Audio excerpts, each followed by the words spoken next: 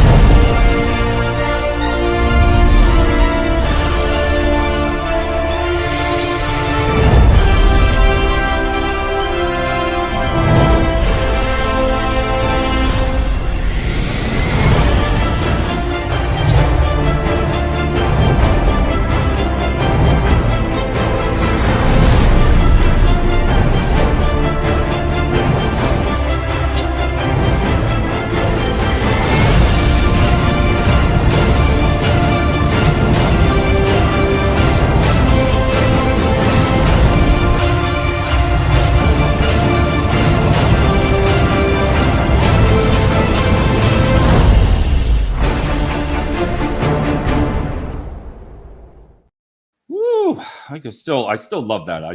So do I. I was thinking the same thing, actually. Every time I watch it, it's just like you feel like everything we talk about is right there on that show, man. Bam, bam, bam, bam. Yep. So how's everybody doing? How you been, Kylie?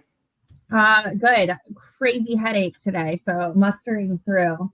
Getting older is not as fun as I thought it was going to be. I know. I got that knee. I got my date. It's either going to be December 14th or January 18th for my full knee replacement. Oh, goodness. I know. I knew that was coming up. Watching YouTube, I got to stop. Ugh. Yeah, no Dr. Google. Oh my God, the hammer thing starts hitting in the knee and they cut it open, and I'm like, but yeah, don't watch anywhere about that. Sounds like a bad horror movie. That's a whole different show, Dave. I know, right? So, Jason, how's the job search going?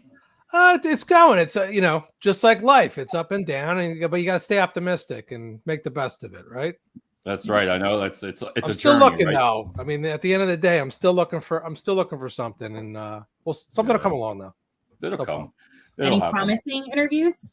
Got a bunch of different companies, some good ones for sure, some well-known Fortune 500 companies for sure, but early in the process, and I'm trying not to get excited about anything. But I'm an eligible job bachelor still, if I can put it that way. I'm very level-headed of you.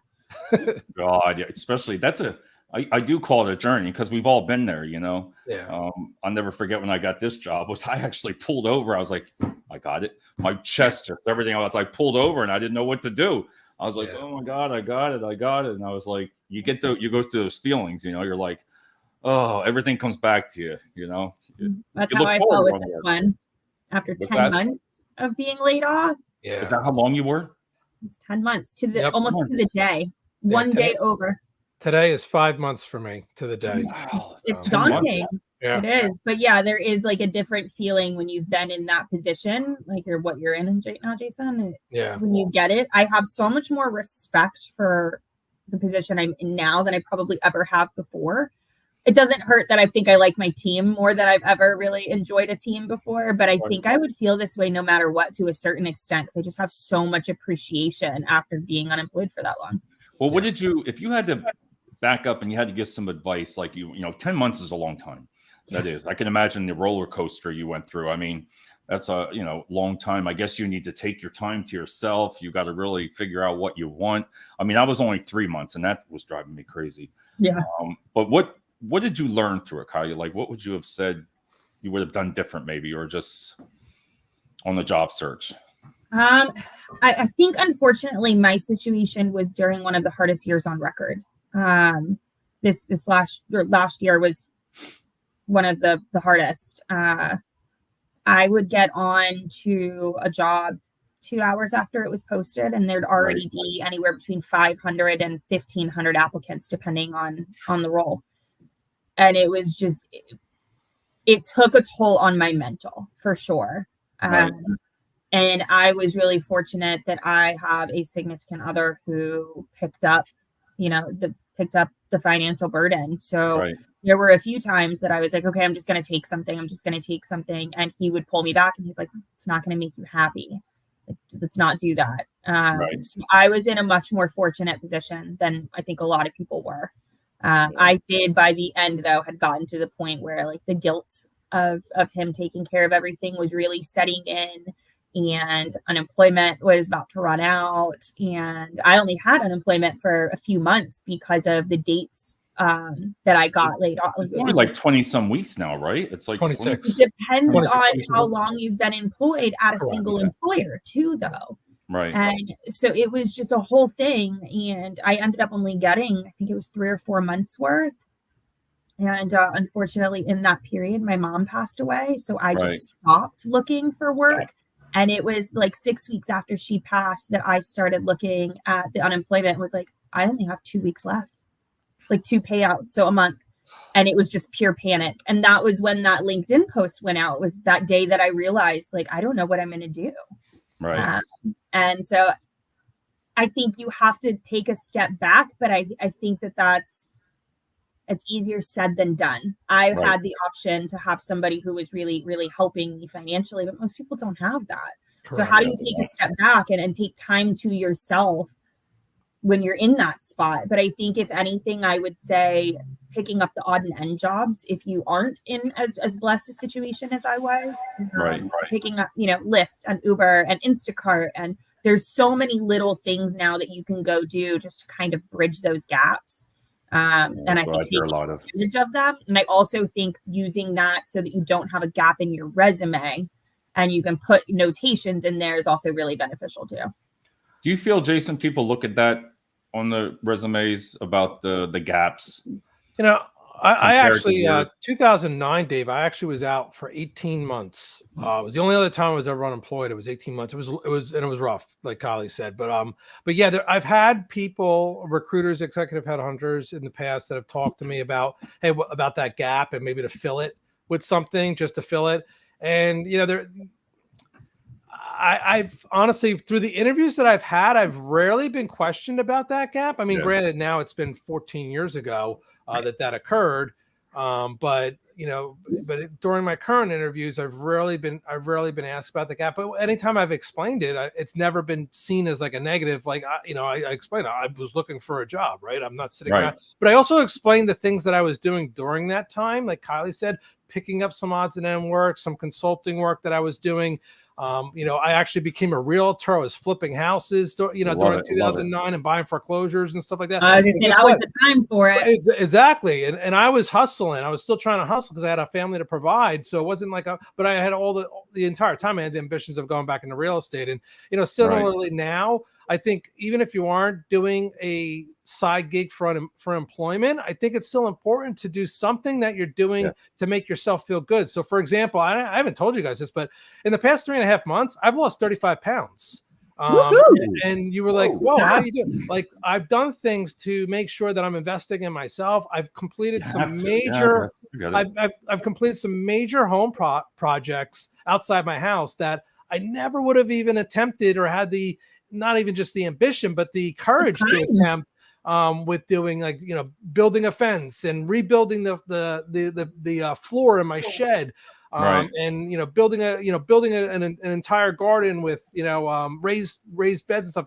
I've really gotten into some of these things that make me feel good about myself to kind of buy the time during the day to fill in the gaps. 35 pounds is a lot of weight. I've been taking care of the kids a lot, with to take the burden off my wife. So there's been other things that I've been filling the gap on top of things like this, participating in podcasts, not just yours, Dave, but there's some other podcasts that I've been participating in to really try and, again, do things to quasi help my cause of being exposed to professional social media websites and that network that might aid me. But again, like Kylie's point, you got to keep on doing something. You can't just sit home, watch TV, eat the bowl of ice cream, and feel bad about yourself. You got to keep pushing forward. You got to keep pushing forward.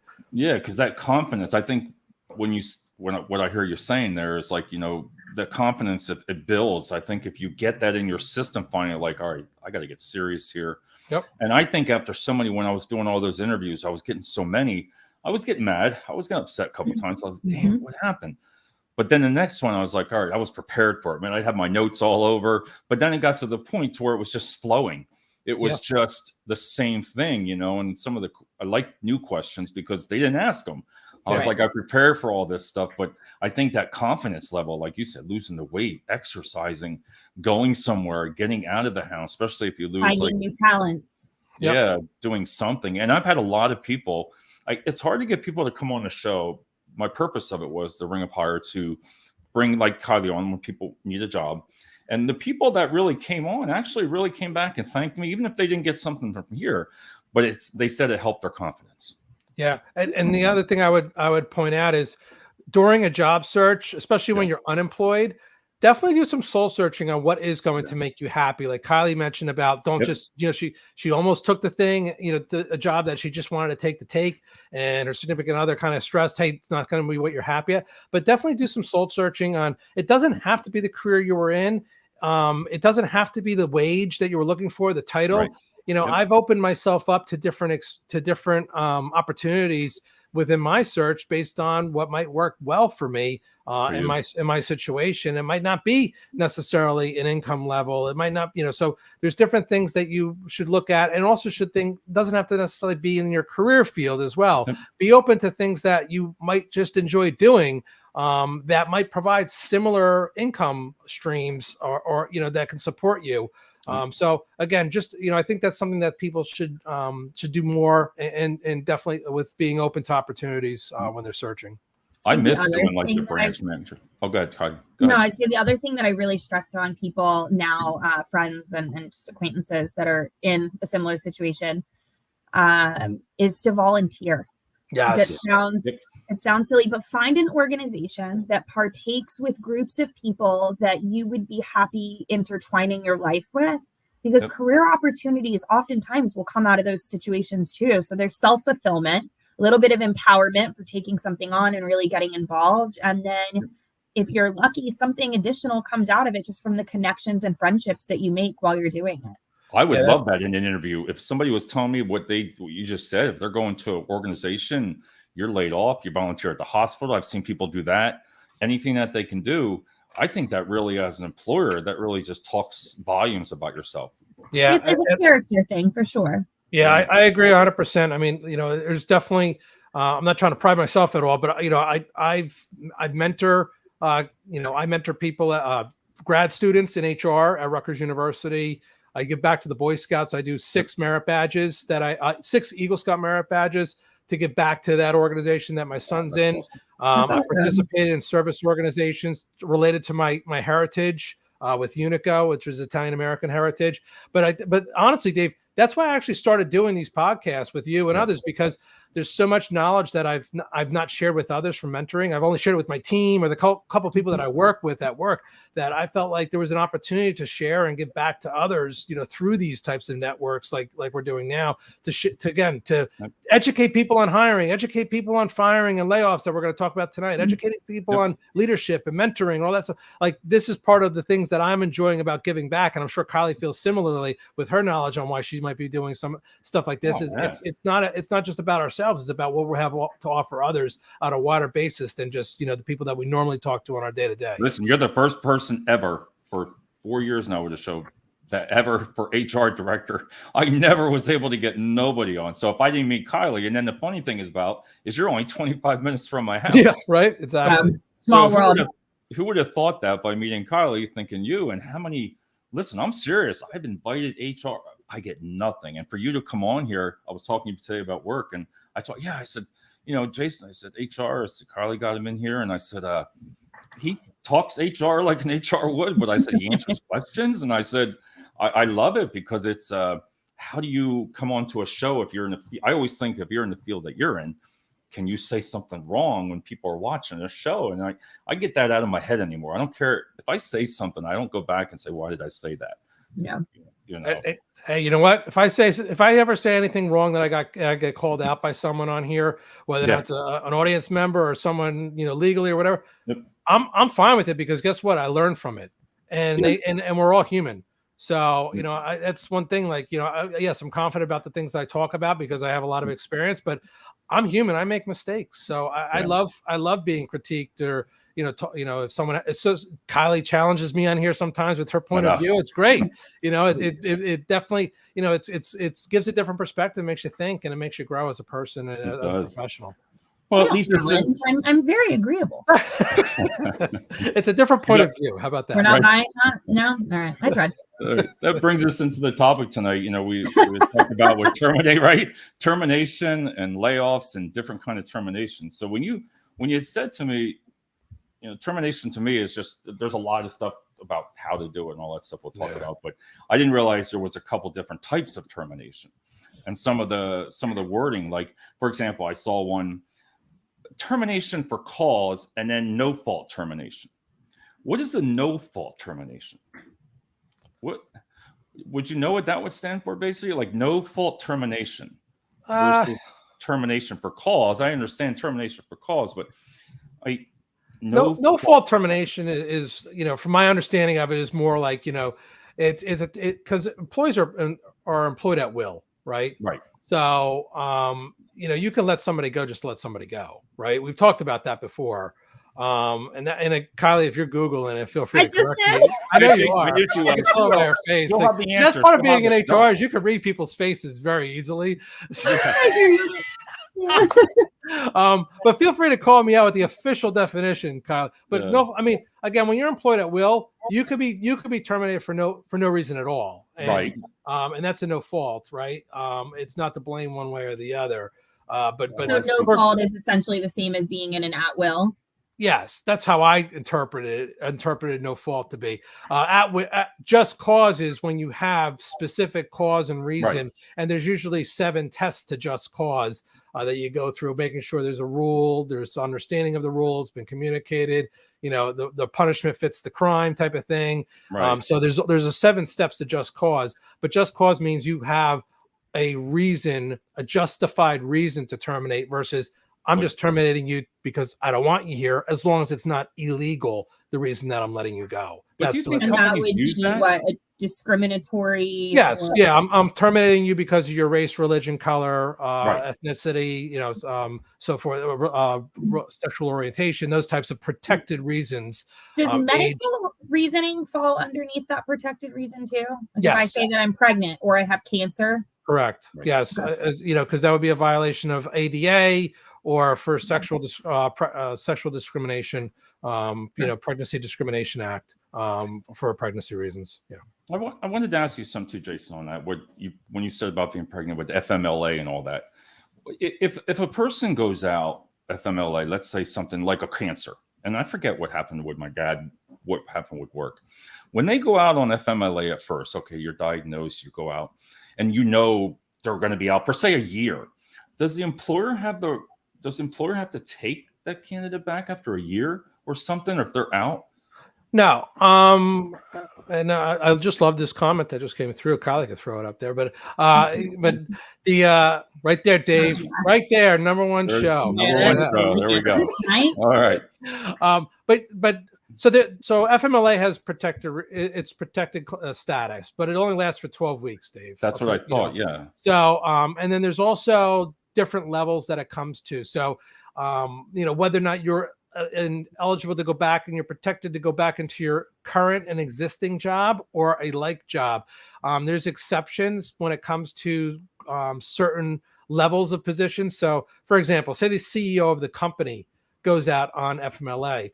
Does the employer need to bring them back into the CEO role? Not necessarily, most likely, because that's a very critical role that might need to get filled immediately, and they might have to bring that person back into something similar, but it might not be, suffice to the job protection. Now, again, you get someone in a warehouse where there's 400 people. Yes, you need to bring that person back into their even after like role. a year. You're saying if there was a long illness, There's different laws that are in place when it comes to timeline, and there's different, so again, there's you have FMLA, you have American with Disabilities Act, and then you have companies that go well beyond what the legal requirements are. For example, where Kylie and I used to work at Sears, they had leaves of absences that lasted well over a year, because that's what the company wanted to do from a job protection that go well beyond what the laws. Also, because again, some states do require to go beyond 12 weeks, and when you have a nationwide employer, they kind of like to make policies that are applied evenly across everybody, regardless of what a state law might be. So there's, so again, and they like to pride themselves on those as well. So I guess you do, because I see the kids when, especially your child gets cancer, with cancer or something. I can't even imagine a company. I always tell people, there's no way a company, if your child would get cancer, how can they let you go? Yeah.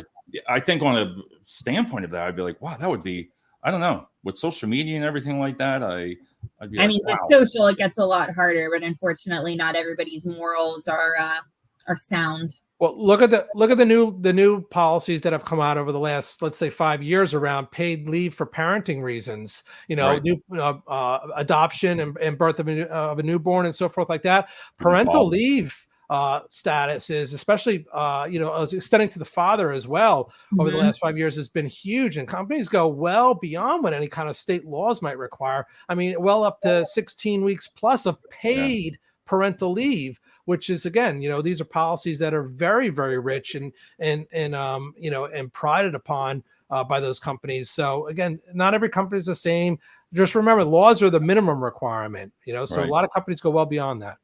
Well, I didn't realize different in cities too, different cities. Oh yeah. Countries. Absolutely. States. I've even seen now that they're extending those benefits. You mentioned adoption. They're doing it for adoption as well as surrogacy. So it's not just maternal, it's, or paternity leave. They're extending it to any form of adoption, in any capacity, bringing a child into your home, which I think is great. I think that's great. I mean, I personally think of a company that does that. It gives you like, I want to work for them. You know what I mean? It's just, I guess, gives you the warm and fuzzies. What's that? It gives you the warm and fuzzies. Yeah, right. I know it does, because you could picture it like saying, wow, my work did this for me. My work did this. And I think that comes a lot of the retention, the same thing.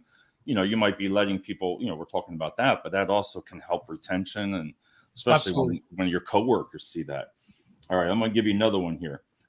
Termination by mutual agreement. What the heck? Mutual. This is what's great is Dave doesn't give me these questions ahead of time, so everything on these shows is a quiz, like every time. Well, I want to give me something before I can make sure I know the answer or look them up. He does all this. He does all this research, and so he knows everything, but we don't. Yeah, I love it. Yeah, I know, right? Hey, Kylie, you want to take this one? Or you want me to take it? Even longer. I can Google it. You Google the answer, and I'll see if my answer is correct. So got it. So it's termination by mutual agreement. Mutual agreement. Right? Yeah. So I mean, again, termination by mutual agreement is usually there's a settlement involved. So so something along the lines of we're going to terminate you, but in essence, it's like a quasi. You're not quitting. We're not terminating you. We're going to come to a mutual understanding on this separation, and there's usually a monetary figure that goes with that. So you don't sue us. We'll give you a couple, certain amount of severance or pay to go away. And we'll just end it that way. I don't know what you might have saw on She's Googling looking. it, but I love it. But so, no, it's essentially what you said. They didn't specify the financial part, but they did say by signing a mutual separation agreement, an employee waives their right to bring legal or disciplinary action against their former employer. So pretty much. Yeah. So, but why, to the point, why would anyone do that unless they got paid? Unless they were getting something out of it. Yeah. Right. So, I mean, when you do that, you're probably giving up you could be giving up your right to unemployment. So, because again, that's a whole nother aspect of what we could talk about tonight of whether or not you're eligible or not eligible for unemployment. But, mutual agreement means we know there's some risk here. We want you to go away. Let's just, let's grease the tracks on this exit, and we'll give you a little bit of money. And I feel like I'm giving you a job interview now. Exactly. I've told people, I'm like, you want to see who I am? Go watch these podcasts, and you'll see every answer you ever needed to know. Kylie's probably giving you the answer on the private chat. I'm gonna have to start looking at that over there. Jason, say this. The other one was good. It's a termination with prejudice. Termination with prejudice. So termination with prejudice is more like, it means whether or not you're rehirable or not. Typically, okay. It means it's if you're, so you could be terminated from a job, but be rehirable, right? You can, for example, you got terminated for performance. Well, just because you're a bad performer in one job doesn't necessarily mean that you'd be a bad performer at another job in that same company. So it's not like you did anything wrong ethically. You didn't steal. Your attendance was good. You had a great attitude. You just weren't really good at that role. So termination with prejudice could be again related to your rehire eligibility. Kylie, I don't know if you Googled that one. That one was harder to find, but it is interesting to hear you say it that way, because I feel like I can't remember which company it was, but I remember seeing inside of our prior employee files with or without prejudice, and it's the only one that I've ever seen it versus it saying rehirable or non-rehirable. Yeah. And I remember seeing that and being like, and I eventually figured it out. Just it wasn't difficult, but I remember being a little confused by it because I had never seen that verbiage before. But yeah. And the other thing is, if someone, again, you use the word terminated, Dave, but it could be someone resigning with prejudice as well. So someone could be resigning, but a manager could be marking them as non-rehirable because they did have a bad attitude, or they were on the verge of being terminated, but they resigned prior. Like, you were being investigated for theft, but you resigned before we got the ability to terminate you. So you resigned, but the company marked you as non-rehirable. So they put with prejudice, that you're not rehirable, even though you resigned. So, we just have to make sure we're understanding resignation, termination, separation, layoff type of, there's lots of different stuff like you talked about it. Yeah. The wording is something. The other ones was I got one that I didn't bring up. There we go. Constructive. I'll take terminations for 400, Dave. Please. For 400. All right. I love it. Constructive dismissal. That one I've never heard before. No, I mean, I can guess, but I honestly have never. Dismissal. I know. Constructive dismissal. I got to think it's something where it's cumulative actions that have led up. Look at Kylie. She's right on it. I can see her eyes. I saw what you mean. I saw her eyes. I've never heard of constructive dismissal, and I hope I hope it's not something simple that I should have known. But these are just things that you would think you would know this. And when I printed all this out, I didn't have time to Google it. Okay, I got it. In employment law, constructive dismissal, also called constructive discharge or constructive termination, occurs when an employee resigns as a result of the employer creating a hostile work environment. Oh. Since the resignation was not truly voluntary, it is in effect a termination. Okay, I never would. So someone resigned before being terminated, in essence, kind of like what I was just saying. No, it's saying they resigned because of a hostile work environment. Oh, they were subject to it, not they were creating one. Correct. Okay, they were subject to it, and so I they might have heard that back in college, but that was a little while ago. Yeah, right. That was good. That was a little bit. Let's see. Oh, Jason, you got some good. Look, I'm enjoying this podcast. Glad I tuned in, Jason. Hey. All the viewers out there can help me with these answers, not just Kylie. Mm-hmm. Yeah. Google away, guys. Give us answers. That's all right. That's the only end of them, besides firing. I feel like we're not done, though. I feel like Dave turned this into Jeopardy and didn't tell us it was happening.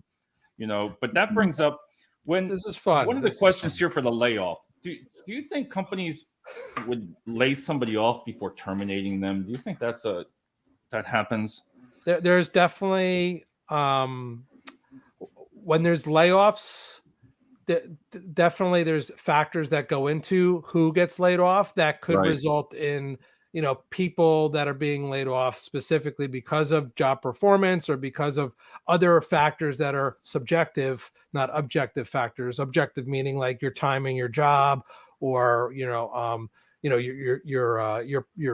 performance score. Subjective meaning your behavioral skill abilities or other factors that managers can wait to make you the low person on the totem pole that gets laid off first. So there is a way, and unfortunately managers do that more often than not, where if there's a layoff, they will exit people that they don't want there because it's the easy way to get rid of somebody versus performance managing them or addressing the poor behaviors with them, because that actually takes work. It takes, as I like to call it, intestinal fortitude. It takes guts to deal with someone and approach them and say, like, you're not cutting it, or you have a negative attitude, or you're a bad apple on this team, and addressing that. If they know there's a layoff, they'll just wait and then somehow make that person the low person on the totem pole, passing the sniff test from a legal perspective, and exit that person that way, and then be able to give them possibly some money to smooth it over through a severance package. So yeah, that happens. That absolutely happens. Kylie, do you feel that would be fair for years of experience? If in that scenario you got somebody with people with years of experience versus somebody newer but better qualified, maybe better results, do you think that's fair to take anybody you want to lay off? You know what I mean? Like, if you had a choice, I'm sure they just don't sit there and say, okay, let's say Bob's got 15 years, 10 years, 6 years, 5 years. Who do you lay off in the department? Because that's got to be very tricky of who you want to lay off, right? I mean, so in my experience, and I'm fortunate because I'm not in full-blown HR the way that Jason is, I have not ever had to go down that rabbit hole of really making those calls. But interestingly enough, my mom had to deal with it. And so I remember her coming home sometimes and it was, we're laying off for budgetary reasons. So while this person has full seniority and we don't want to get rid of them, we don't have a choice. This is what makes the most sense, because we can't get rid of the 3 lowest paid people and then put all of the workload onto this one person to make up for it. So I think that it just depends if they're trying to restructure a team. If they feel like the performance isn't right, then I think you're doing it off of a performance base. And I think sometimes if you have a group that is relatively equally paid, then they're saying, how much money do we need to bring back into the company? And because I think that's usually what it is, right, Jason? It's typically a financial thing. Yeah. So then it becomes, how many of these people do we need? So we need to lay off 4 people because it's relatively apples to apples, right? In salary. Now we're looking at metrics and performance, and we're saying the 4 people that are on the low end of the totem pole. Or to Jason's point, we'll take the 3 low people and then this one person we wanted to fire anyway, so we don't have to deal with it. Yeah, and we're not even touching on aspects of unionized workforces where there could be bumping rights based on skills and abilities, and then taken into account tenure. I've been part of some very, very complicated bumping layoffs with contracts where I laid off one person today. By the time someone actually got laid off, could have been 3 months from now because of all the bumping that occurs week after week after week. What do you mean by that?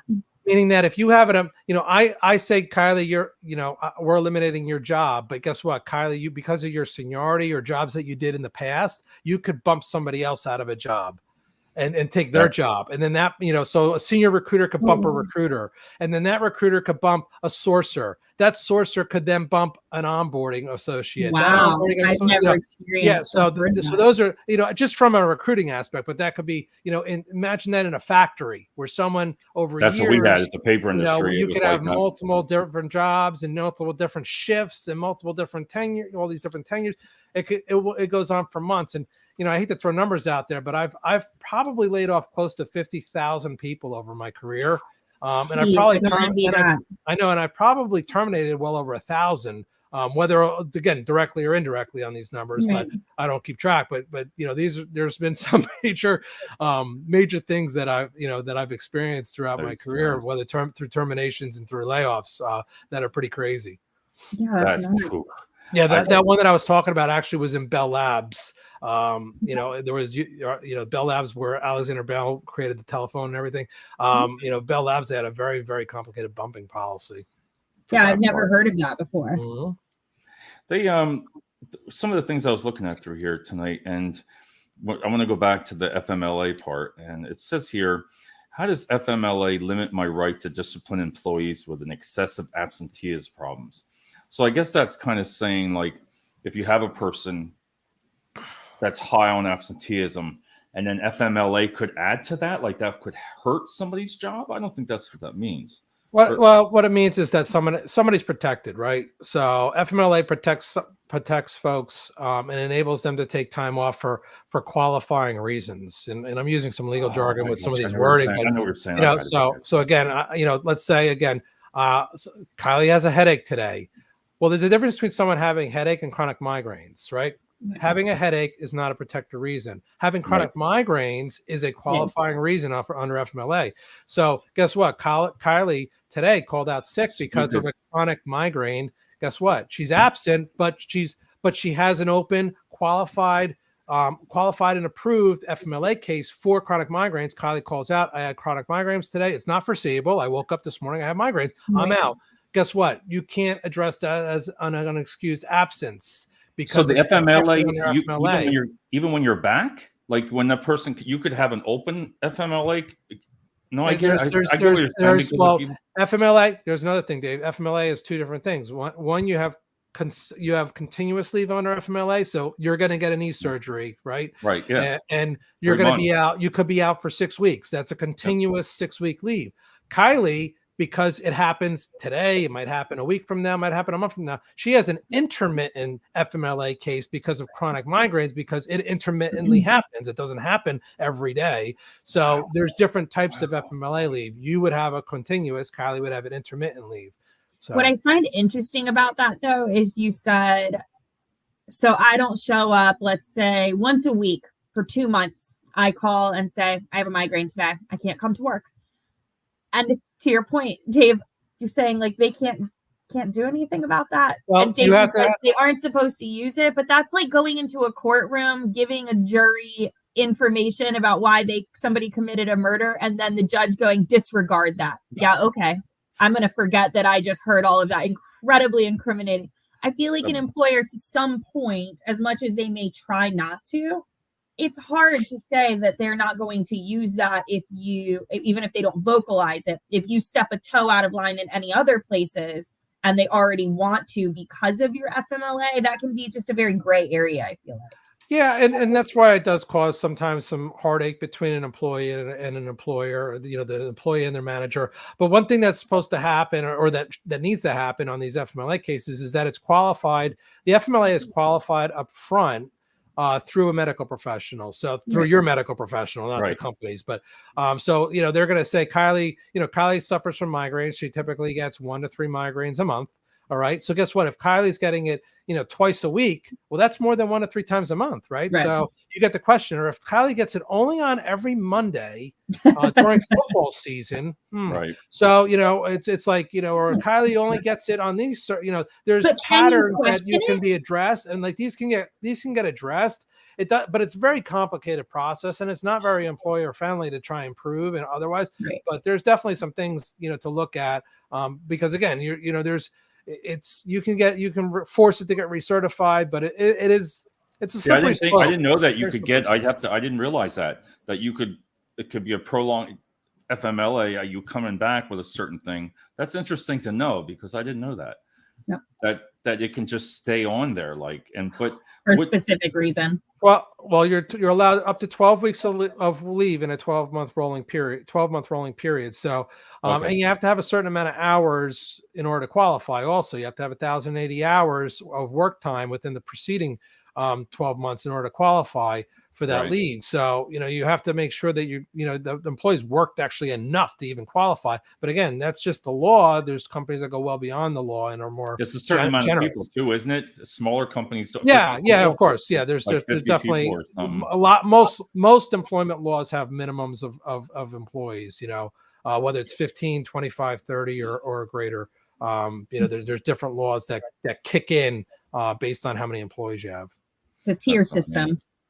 But what's the difference from saying the employee assistance program, EAP, right? Not a lot of candidates use that. I think or employees use it as they should. Yeah. Because isn't that kind of similar to the FMLA in a way? I mean, it's a resource. It's definitely a resource, but it has nothing to do with job protection or anything like that. It's a resource that companies typically allow it. And to your point, and I agree 100%, it's not utilized often enough because it goes, everyone thinks the EAP, employee assistance program, is when someone breaks down for a mental health reason. I mean, it's so much more than that. It's adoption assistance, financial assistance. It's, it's how to, when dealing with, with the will and estate planning, it deals with adoption planning. There's so many different aspects of EAP that are usually all rolled into that, but everyone only thinks about, hey, if someone has a mental breakdown, that's what it's for. And it's for so much more, but it really is, it's not really that closely related to FMLA, because again, FMLA is for leave of absence, job protection. EAP is more for, when someone has an issue and needs some counseling of some sort, it's a resource for them to use for that type of counseling. I think it's great. I think if they utilize it for something, because maybe you are having a problem, right? You're having a problem. I think it's great to say, hey, why don't you look into the EAP? And if you can help somebody, knowing that that's going to really hurt their job, that could eventually hurt their job, an employee. I know what you're saying there, so it doesn't really protect it, but at least it gives you, I think it gives you kind of something to be like, all right, Bob's having a problem, but he's seeing an employee assistant. Let's work with him. Let's work with the employee and get through it. Well, it's also a way for a company to kind of, protect themselves, saying that we've offered help. That person, we've identified a problem. They need some sort of counseling or some re-education or rehabilitation issue. And we're offering them assistance through here, but it's on them. We're, might be forced that first meeting, but it's on them to try and help better themselves in order to reintegrate back into the workplace. Can they mandate it? Yes. They command it. Yeah, it's again not often that it happens, but there has been times I've done it well, several times in the past where we have mandated it. Whether or not it's again, it's a little tricky because it's usually confidential, but you can mandate that they at least go and have an initial visit, or you can mandate there's different aspects of it, but the ones I've been a part of, you can mandate that they go and they remain compliant with whatever those recommendations is, meaning that if they meet a counselor and the counselor recommends that they have to go there once a week or whatever, that they're staying compliant with that.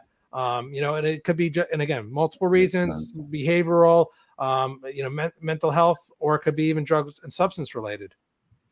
Well, what a great thing for a company, instead of letting you go when you're struggling that way, to say, like, look, we're going to provide the resources and you might not like us pushing you into this, but we believe in you. We want to keep you. So here's what we're going to do, instead of just firing you and saying that you can't be here, Yeah, I like that kind of stuff. I'm sorry. I think if you, I always call it behavior modification. It's like, I love that. My father's used that, and I've used that myself, Dave. Yeah, but even in the military, I was drilled that. We're just going to do behavior modification, and if they don't like it, But I believe in that, because if you're going out and you've helped this employee, hey, listen, you're having some problems, do this. I think that really looks good on the company, and then naturally, if they don't follow it, eventually you're going to say to yourself, hey, in your mind, you got to know that you've overworn your welcome in a way. It's not going to work. If you're not doing what's being asked of you in any capacity, then at some point you have to know there's going to be repercussions for that. I just think that the behavior modification that Dave and I were exposed to earlier in our lives is a little different than what employers use nowadays, though. Now? Oh, yeah, no, it's not the same. Oh, my God. Jason, you've been drilled pretty good down there, being down there. Kylie, it's like we look down and we talk. I know. I feel like a lot of times my eyes look like I'm closed when I'm looking at Jason. Yeah. Well, I'm always the guy in the bottom of the pile here, so that's all right. Oh my God. There was a couple here. I wanted to go over a couple of things on terminations for cause, and there was some things here. What if you suspect an employee may react violently to being terminated? If you know this person, like, you're going into these meetings with terminations, the world's changed now. It's just totally different. Yourself. Things are, you hear a lot of stories on the news, but if you kind of know that this employee is going to get upset, Kylie, what do you think? Even some things that you do besides the way you word things, I think that has a lot to do with it too. Yes. I think it's making sure that you're not the only one in the room. I wouldn't be doing that alone. And I don't know if this is Jason, this would be to you. Are you able to almost just call in like a reinforcement, like have a police escort in proximity if you are genuinely concerned.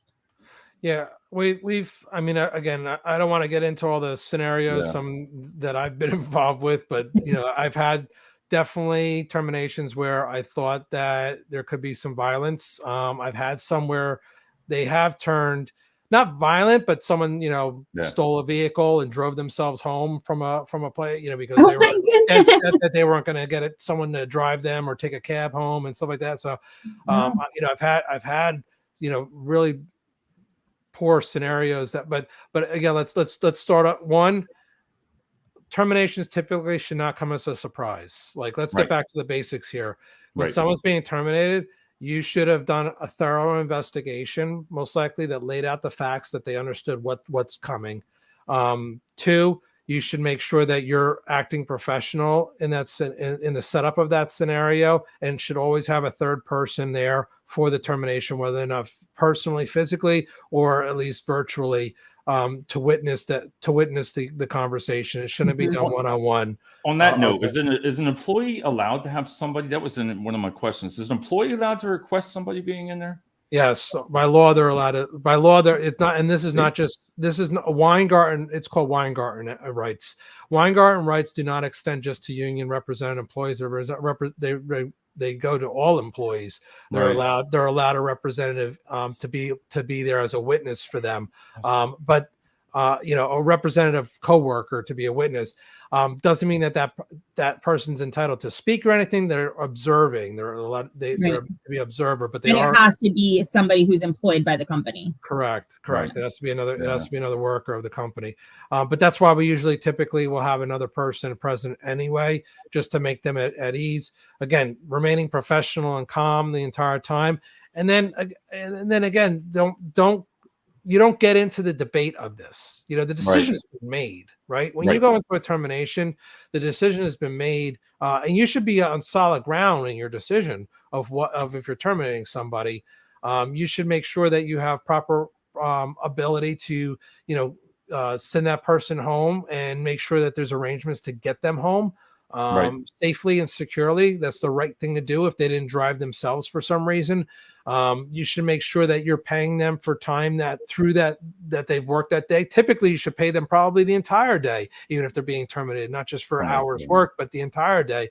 That's the right thing to do. I'm not saying you have to, but it's the right thing to do. Some of these things. You should make sure that it's a short meeting. It's not carried on. The document, there's mixed opinions on how to present them the document, whether it's verbal, whether it's a quick one pager with here's you're being terminated, here's your last day, here's what's happening to your benefits, and here's the paper, or getting a written document that is very explicit in all the reasons why, what you were accused of, what the result. There's difference of opinions on which way to go on this.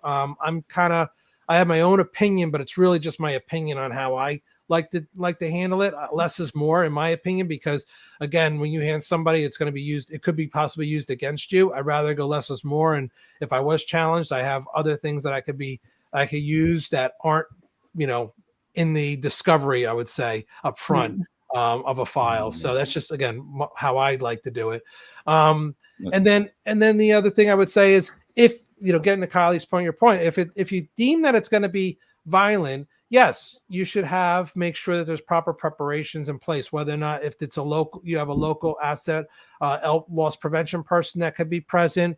And again, an operations manager of some sort that could be present. Company security, if it's that company kind security that is present. And then that's just physical aspects, but then there's also the technological aspects, and collecting their assets promptly, telephone, badge access, email exposure, and company IDs. I mean, when we've done layoffs and terminations, sometimes we make sure that we cut their access immediately with the IT department as soon as that discussion's done, or even going into that discussion.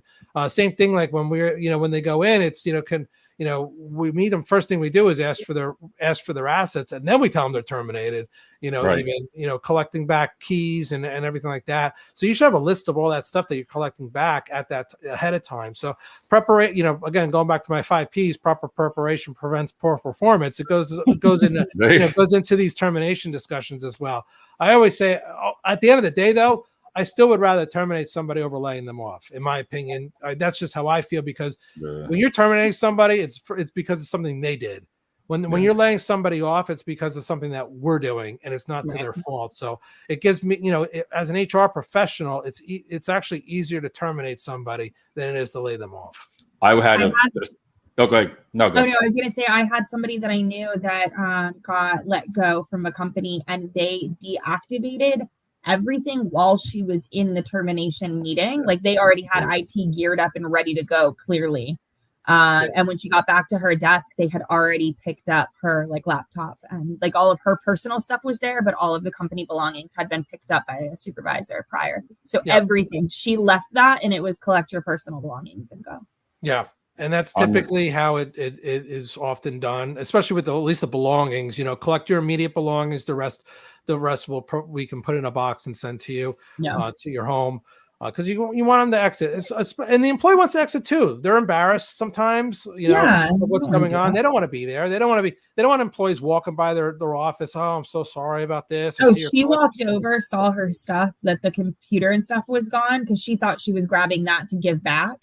And she asked the person sitting next to her, she's like, can you pack up my stuff and bring it with you today? Yep. Yeah. Just left. She was like, honestly, if I hadn't gotten any of my stuff back, I would have dealt with it. I didn't want to be there anymore. And I've heard some nightmare stories too, with people on business travel, and they had their credit cards shut off and they couldn't even fly home when they're, I've had some. Nothing that I personally was involved with, honestly, but that's crazy. I'll never forget the story where years ago, this company that I was with, they called me and said, go over to this meeting. And I didn't know it was my good friend they were letting go. And I get in there, I'm like, oh boy. Now it was Halloween day. She was dressed in a prisoner uniform with makeup, everything. Oh, no. So they decided to let her go. And she's sitting there, and they brought her stuff. I had to go up, get the stuff. And then I sat there, and they left the meeting. They texted me, don't say a word. I was like, all sitting there quiet.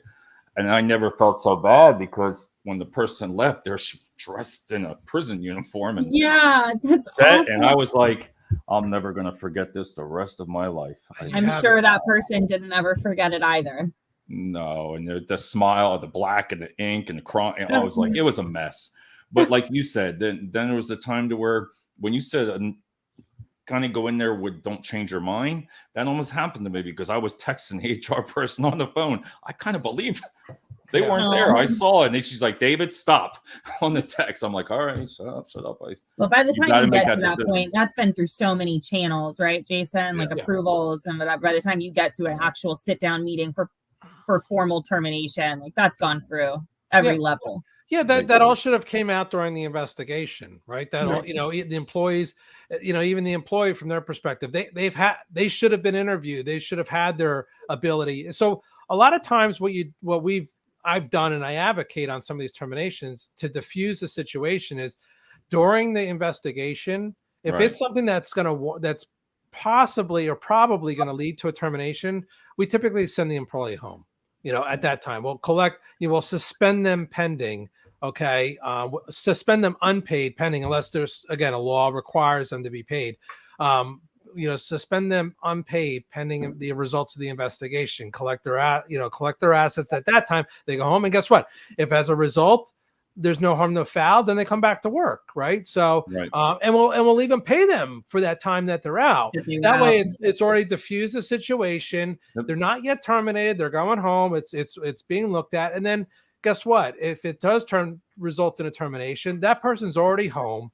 You're picking up the phone and say, hey, the investigation's over. Unfortunately, we decided to move forward with the termination. Okay. Right. Have a good life. Everything will be, sent in the mail. You'll get your paperwork. Here's how your benefits will be handled, and so forth. They're already home. They're out of the workplace. We've already collected their assets. There's no confrontation. There's no, like Kylie said, there's no potential for violence or anything like that. So those are some of the things that you can do or should do as an employer, possibly, to diffuse those situations. That's how I typically handle it nowadays. When I've run into that, if you can. Because again, you're sending them home. They're like, oh, this sucks. I'm being sent home. Pardon my language. But how can you do this? Well, guess what? This is just standard protocol. This is what we do. It's a serious allegation. This is how we handle it. If it's nothing, you come back. We might even be paying you for your time out. Right. Yeah. So, and we've done that happens. Now, I've seen that happen. They've come back and they got paid. I've seen that. So Yeah. and if and everyone should be treated the same way. You should be handling it consistently through your policy at work. So And it's got to be That's what they easier call now. progressive. Yeah. Everybody's remote. yes, with virtual work environments, it has made things easier. However, collecting assets has become a little bit more difficult sometimes. That's fair. Because, so but then you are cutting assets, to make sure they're not, sending company-wide emails, you're cutting their credit cards so they're not making, using expenses, and then you're sending them a prepaid shipping label to be sending back their assets to wherever they need to go. And When I got laid off, that's what they did. They we had the conversation and they told me like, okay, well today your email will stop working and whatever. So if there's anything that you need to do, or can you send us XYZ? Like, it was a very like decent conversation, but I couldn't even get into the computer anymore at the end of the day. Yeah. Like they had actually locked from the lock screen. I didn't exist anymore. Like they had remotely wiped it. Yep. You make sure if you're sending an employee home layoff or something like that, you always make sure you have proper contact information, because what they have in the system might not be their actual personal phone number or address or email. So making sure you have a point of contact with them that's not company related, personal related point of contact is important as well in these situations. Well, I'll tell you both. This was a good show. I want to thank you both. I can't believe we must not be that great tonight. There's 2 people. Yeah, I don't know. Like 20,000 freaking followers, and I get 2 people. But guess what? They both loved it. I loved it. I think there's some nights though that people just have stuff going on, because you see that afterwards the viewership goes up significantly. It's just not as active live. They listen to Jason on the way into work, boy. They should. You had me in the hot seat tonight, Dave. I did. Really You did. Really. I went look at all these pages and the books every time all over here. And all I do is do 1 page. I'm not going to forget that. All the shows that we've done, you finally got me with constructive discharge. Finally stumped me on one of them. Yeah, that was my It's got to have been almost 200 questions you've asked me. I finally got one that you stumped me. Yeah, but I learned Kylie up there. Now I see when she's sitting up there and she is looking, her eyes. Thank God Kylie's back on the show here helping me out with Google. Here for you. So you knows it. You can tell too, because like my posture changes when I type. Your eye just went like this real quick. It went, and I was like, "Oh, she's typing. She's typing. She's like that." Please keep me honest here. I'm like, Dave is stumping me. No, but I want to thank you both. That was a good. Here we go, an hour. That goes fast, man. Every time. 1 hour with no break, right? No break, right? It was good, great show, and I know it was a little bit more on my shoulders, a lot of these answers, but it was great to talk about this stuff, and it was. It's hard you learn a lot. I mean, like I didn't know some of this what it meant. Now I learned a little bit, but there's just a lot of protections. I think I always like that progressive disciplinary action. I just think of it, you should not be surprised when you're terminated. You should. They didn't do their job. If you're like thrown back, like what? Say what? Yeah, I agree. We didn't even touch on different types of tenants terminations and performance terminate. We didn't get into all that stuff. There's so much to talk about that we can on those things. And again, types of layoffs, getting into those, and laws around layoffs, WARN Act, if you're doing like a facility closure or a mass layoff, what your entitlements are around notices. Already. Yeah, there's so much, Dave. Yeah, you're lucky that I'm an HR guy that kind of knows most of the different things. But there's a lot of stuff we can talk about in benefits and compensation plans, and there's a lot of other things that we can bring up in different shows as well. That I think will be that's some great topics we could bring up in the future. So and we got to have Kenny on the show. Kenny, I know he said he was even coming tonight, so I'm gonna have to say, Kenny, what happened? Even here this evening. Yeah. He was very nice Sunday. I had 2 girls on. We talked about childcare. They were both talking about childcare and children and everything. He was so polite. Not one edible. Not one edible. Is it because what we're talking about? He didn't know how to talk, but he literally didn't say nothing. It was just short. And I was like, something's wrong. He must be on jail time again. Well, he could be on jail again. He could be in Lincoln jail. Yeah, he gets put on Lincoln jail a lot. Maybe he was just reading the room. Yeah, reading the room. So, all right. I'm not available next Tuesday because I might be in my prison costume outfit for Halloween. Yeah. I know I was told today or yesterday during our team meeting that we are doing a costume contest. I don't ever dress up for Halloween. I'm like, okay. Oh my God. So I'm convinced I'm just going to take all 10 of the puppies and hold them in the screen and say that I'm like the crazy puppy lady and I'm going to win by cuteness default. You could spray paint them and be 101 Dalmatians, right? Somebody said that I should go as Cruella. You'd be like, yeah, you'd be like Cruella. What Kylie would look like good for Halloween. I'll think of something. Let's think of something for it. All right, let me know. I'm open to suggestions at this point. Could, right? You could like wear a little like sled type of thing and then just put leashes when you walk them around. It looks like you got your own little bobsledding team, your own little sled dog team. I know, but it'd be cute, you'd be like walking them around, because you got to walk them. You got little leashes on them all. They're gonna play pen. What are you gonna do it on virtual? Or are you just doing it on Zoom? Yeah, it's on Teams. That's on Teams. Oh my god, that's awesome. That's fun though. You know what? I'd rather do that then. Sit in the middle of them and put a little balls and say they're doing like the puppy ball, like for Super Bowl. Oh, I like that. There you go. Puppy bowl. How are the puppies anyway? How are they? The dog doing good? They're good. They're really good. Yeah. When do they be sold? When do you give them to families? At 8 weeks, they can go to new homes. I think it's like the first week of December. Right. So yeah, but they're starting heartbreaking. All of their eyes are open now and they're starting to walk, but it's like this wobbly tottering. It's adorable. I can't. Well, one of the companies I'm interviewing with, Kylie, is a pharmaceutical company that does veterinary care and livestock. So one of the largest in the world. So it definitely, that's amazing. We should have some puppies for you, Jason. If I get in there, we can talk more, and maybe they need some mascots or something. Oh my gosh, how cute would that be? Yeah.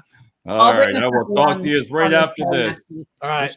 Oh, there she goes. All right, we'll be right back. Talk to you. Thanks, guys.